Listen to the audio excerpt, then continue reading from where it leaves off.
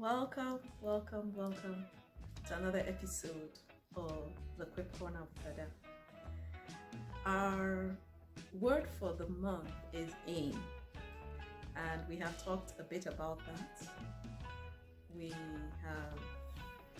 This past Monday was our Thanksgiving Day here, and so on Monday I talked about Thanksgiving. And it was also World Mental Health Day. And so we pulled both together, Thanksgiving and mental health, and we talked about how Thanksgiving enhances our mental health. Do you remember what I said was one of the obstacles to gratitude? You? Okay. I'll put the link up there. And if I were to give you a hint, what I'm wearing may give you a hint. Why don't you join me in the Quip Corner and find out what exactly is Quip Queen talking about? See you in a bit.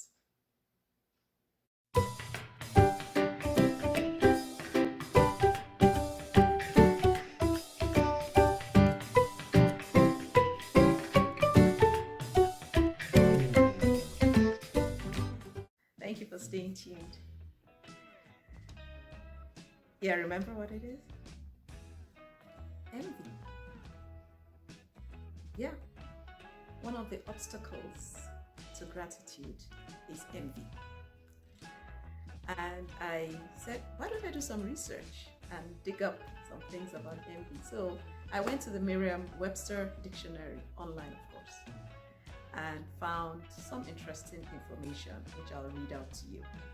Well, the first thing is to recognize that one of the synonyms of envy is jealousy.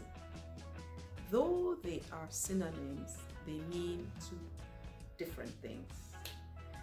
Envy, first of all, is a discontentment and a desire for what someone else has. So it's, I guess if I were to put it in my own words, it's a desire for what people have due to a discontentment with what you have and where you're at. Yeah? Jealousy, on the other hand, is a feeling of rivalry, and you feel that somebody's going to take what you have from you. Yeah? The other thing they said was that jealousy is actually an unpleasant suspicion. For their website, the lexicographic, I didn't know there was such a profession. Well, the lexicographic scholar, Homer Simpson, said, I'm not jealous, I'm envious. That phrase says jealousy is when you worry someone will take what you have, and envy is wanting what somebody else has. So it almost feels like two sides of a coin.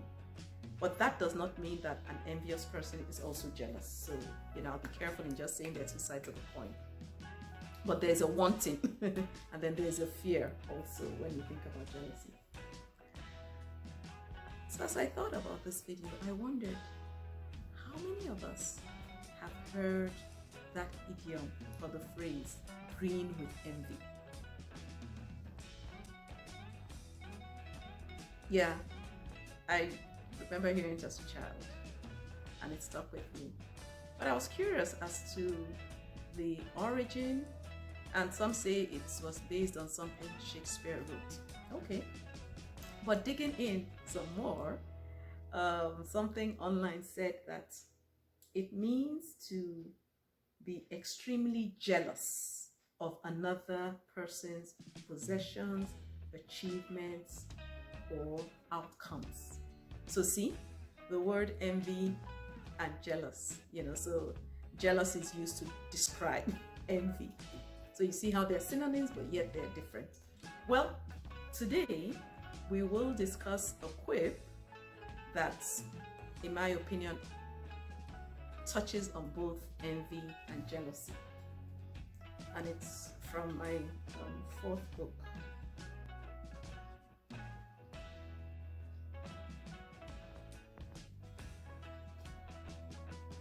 It's quip 85. Quip 85. Jealousy blinds and robs you of relationships that can take you to the next level you desire. Watch out and avoid it. I could rephrase it to say envy blinds and robs you of relationships that can take you to the next level you desire. Watch out and avoid it. Envy, jealousy, call it what you want. They blind. And they bind. And they hinder you from getting to that next place you want to. In fact, the Bible talks a bit about envy. And I'll read a verse or two just to reiterate this point. Let's start with Proverbs 14:30. It says, "It is healthy to be content, but envy eats you up." It is healthy, actually not eats you up, can eat you up. Let me not misquote it. It is healthy to be content, but envy can eat you up. The second verse that I'd like to read to us is Ecclesiastes 4 verse 4. Ecclesiastes 4 verse 4. "Then I observed that most people are motivated to success because they envy their neighbors. But this too is meaningless, like chasing the wind." Most people are motivated to success because they envy their neighbors. It's noteworthy that Proverbs and Ecclesiastes were written by the wisest king that ever lived. So he definitely knew what he was talking about. Now, I am not saying that you should not aim high. Remember, aspiration in motion, advancing impactfully and meaningfully. I'm not saying that you should not aim high. Not by any stretch of imagination. In fact, I encourage you to aspire imaginatively and meaningfully. Aim high. Aim high. But your motivation does not need to be other people's. Well, let me say that. Let me restate that. Your motivation should not be based on envy. It should not be because you are envying other people's positions or status or whatever, or what they have versus what you have or don't have. Yeah? Whether or not you agree with me, there will always be somebody who has more than you do at every point in time. And there are two ways to look at this. First, we need to always remember that what we see is not the full story. There are people who are very successful but unable to sleep at night. One of the saddest examples of that was Michael Jackson. World renowned, but couldn't sleep at night. I'm sure there are other people like that who have a but in their lives, but people are there envying what they see, not realizing that there's a lot more we don't see. The second part to it is, rather than let envy eat you up, convert that envy into energy. Eject it and convert it into energy to aim higher, to do better. The thing about converting that energy to aim higher is that you have no control over anybody else. You have control over yourself. And the best thing you can do for yourself is to become a better version of yourself. We talked about that a few weeks ago. I'll put that link up there too. And in becoming a better person, a better version of yourself, you're aiming higher and getting there. Personally, I see green as a color that represents life and growth. Yeah. So dare I say,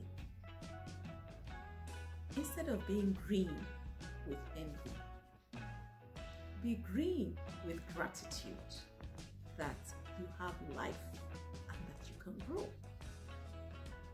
It's important to recognize envy because no one wants a situation where something is bugging them and they don't know what it is.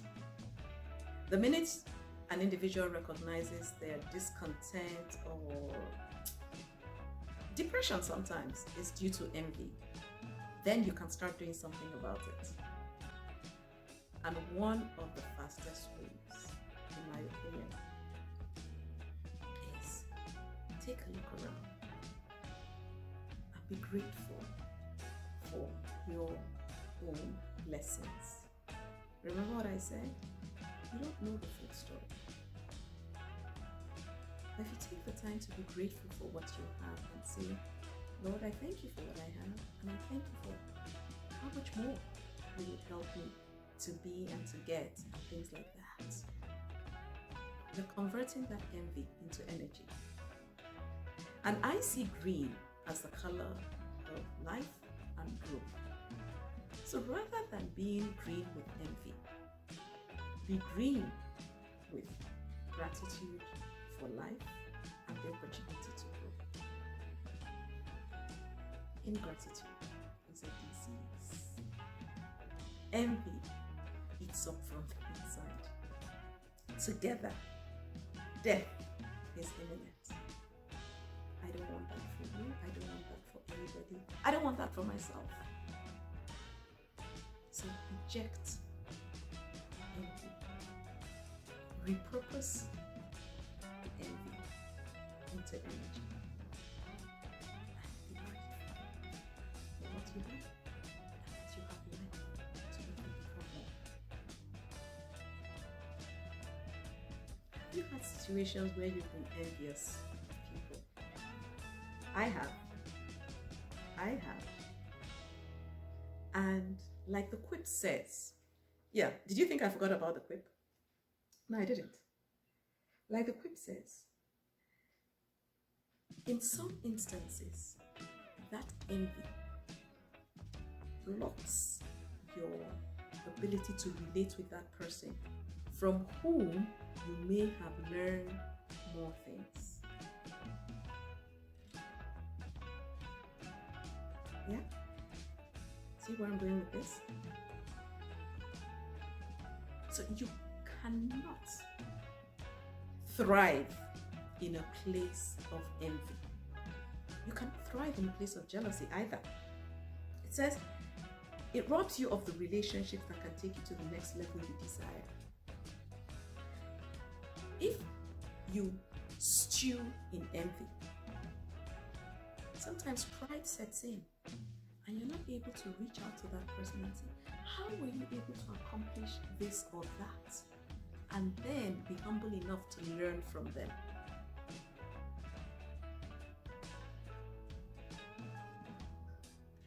Don't let that be your strength. Don't let envy rob you of the opportunity of beneficial relationships. I look forward to reading